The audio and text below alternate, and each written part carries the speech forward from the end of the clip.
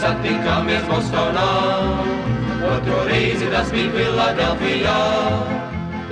Čikāgas piecīši ir agrāk, kā 61. gads. Tādu baudījuši nebijām nekad. Es no sākuma rakstīju dziesmas, sev es rakstīju.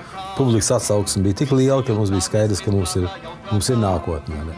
Čikāgas piecīši ir kā manas dzīves grupa. Tamēr mamma gandrīz iemet rokās Albertam un teica, viss būs labi, jo tu jau gādās par viņas. Jo mums sievietes patīk. Ja pie ielas staigā, padzied kādu piecīšu dziesmu, un tur tūlīt 5 cilvēki iznāks ārā un dziedās līdzi. Bet tas, kas notikās ar piecīšu dziesmām šeit, kad bija padomju gadu, to piecīši nevarēja ne iedomāties, ne prognozēt, ne arī uzlikt, manuprāt, sev par mērķi. Vienkārši tāds fenomens. Tev pienāk pēdējā stunda, un tu atskaties atpakaļ uz savu dzīvi, lai tu nejūties, ka tu esi to dzīvi dzīvojis neliederīgi, jo tā būs pavēl kaut ko mainīt. Tā kā es mēģinu tās lietas darīt tagad.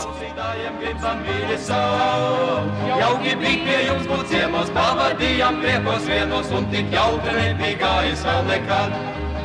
Un tik jautri nebija gājis vēl nekad. Un tik jautri nebija gājis vēl nekad.